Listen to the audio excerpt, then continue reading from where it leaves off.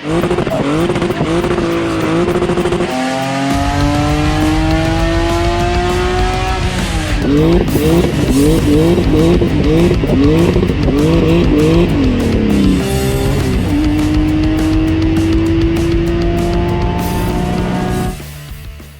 guys, welcome back to the Bayside Fabrication YouTube channel. Well, it is a bittersweet moment. The cart, if everything goes according to plan, is sold tomorrow. So this is a super cool guy. He saw the cart, he's new in the area. He's got a Ferrari and Maserati and a Viper and all sorts of cool stuff. And he's a really cool dude. And long story short, he saw my car online. He's looking for a cool drift car that's pretty much turnkey, ready to roll. And he made me an offer and I couldn't refuse it, really. So it's just one of those deals, man. I love this car. This car is so much fun. It is so reliable. It's rad. I mean, everything about it's cool. I mean, he only lives an hour away, so it's gonna be still local, but it's now time for a new project. You know, I was kind of at the point where I was done with the car. I really don't have any more aspirations of horsepower goals on it. It's where I want it to be.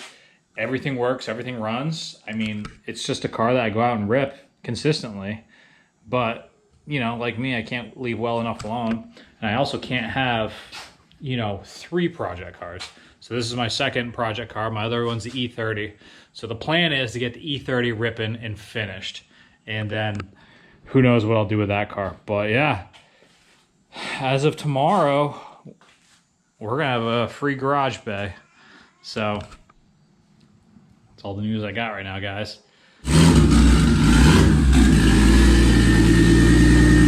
You're good.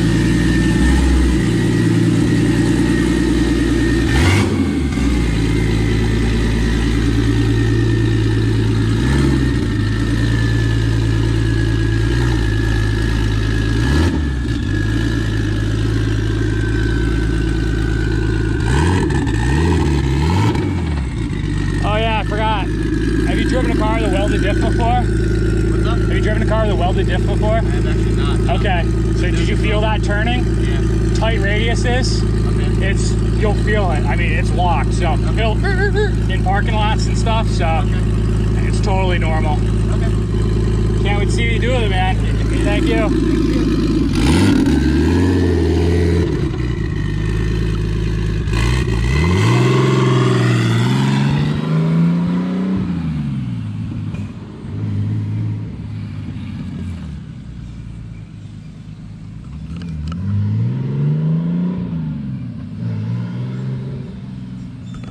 And there she goes.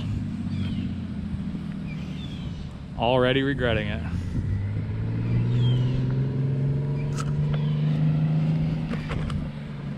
Well, time to build something rad. Right, guys? Next project. All right, guys, now that the cart is gone, I am ready to focus back on this car. So this car is, geez, I probably started this car about 5 or 6 years ago now.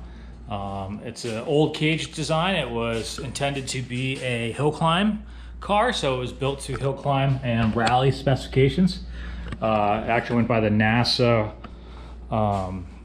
Rally Sport rulebook on this cage, so it is good to go in that regard. I live in Florida now, so there's no real hills or anything. But it's a legit cage. This car weighs 2,450 pounds as it sits. So I'm thinking with the bumpers and body panels and, you know, everything finished and the Lexan back in it, it's gonna probably weigh in the neighborhood of 2,550, maybe 2,600 pounds. So a little heavier than I intended, but we got a big heavy S54 in here. So with that being said, my goal is to get the body finished, painted, done, and then I'm going to mess with the motor a little bit. I'm not sure what I'm thinking yet, but I think boost is in order. Nothing super crazy, but if we could knock out 600 horsepower in this car, I think that would really be the move.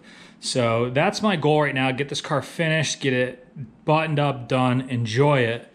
And that way we can start another project. So this car is like 90% done. I don't have to boost it too. I'm just kind of thinking about, you know, future stuff here. But I do want to build another kart, but I want to do it in a kind of completely different way. I kind of want to build a full tube chassis that's going to be like 1,600 pounds, 500 horsepower. Go from there. Mid-engine or all-wheel drive.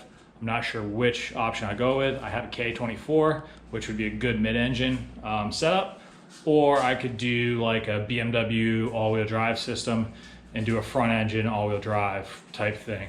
You know, use a 335 diesel or something cool like that. Who knows? But yeah, in the meantime, we're just getting this finished so it's not just hanging out for another 5 years. I do have a lot more body work to do. Not a lot, but you know, I kind of got to smooth out some lines on the fenders. The goal of this car at the time, which was about a year ago, I just wanted to get it all one color. It was all body work, roughed out body work. So there's some areas on it that, you know, just need a little love. And I got to get the bumper supports all welded up and, you know, just things like that. It's really nothing crazy, but there are a few little, you know, kind of wavy spots in the body, which will be no big deal to get squared away. So that's where I'm at with this thing, and that's what we're doing. So today, the last thing I was working on with this car was getting the seats installed. So I'm gonna finish getting the seats and harnesses completely finished and done. And then we'll move to starting to button up the bodywork here. So that's what I'm doing now. I'll show you guys what I'm working on there. And geez, I don't even remember what I'm working on. So we'll kind of pull everything apart and see where I left off last. Hey guys, we're just here getting the harnesses installed, and I'm gonna get the seats put back in.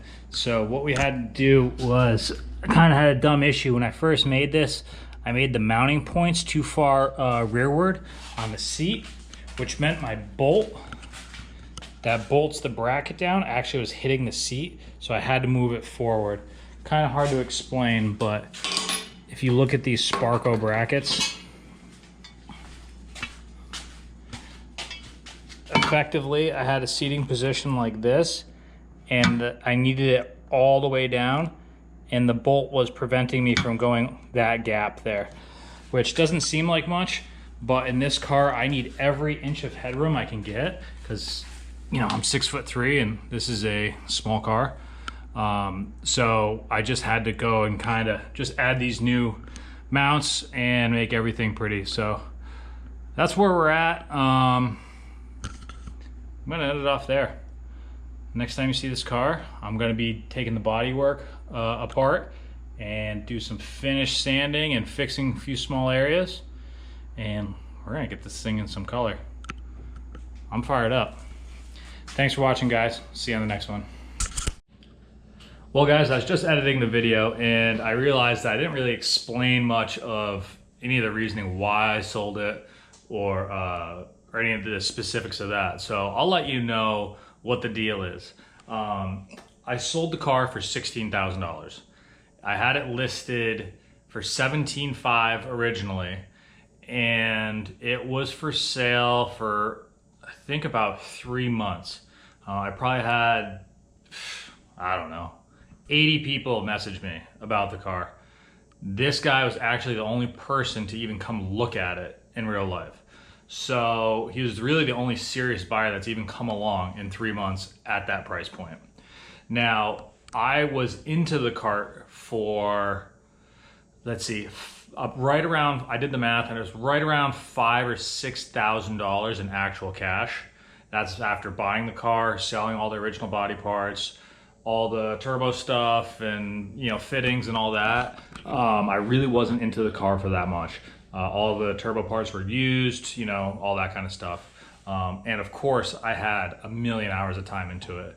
So if I factored in the time I put in, I kind of estimated, just judging by, you know, I was picking away at it a few hours here, there, a few days here and there.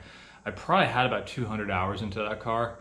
But if you do the math, at 200 hours, you know, divided by, you know, $10,000 in profit, you know, I made like 50 something bucks an hour actually working on the project.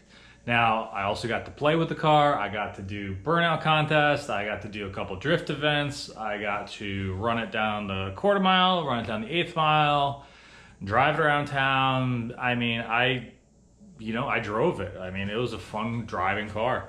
And I didn't drive it easy. I mean, it definitely took a beating, but man, that car really held. But so from my point of view, I built a project, the project survived. I got to drive it and enjoy it.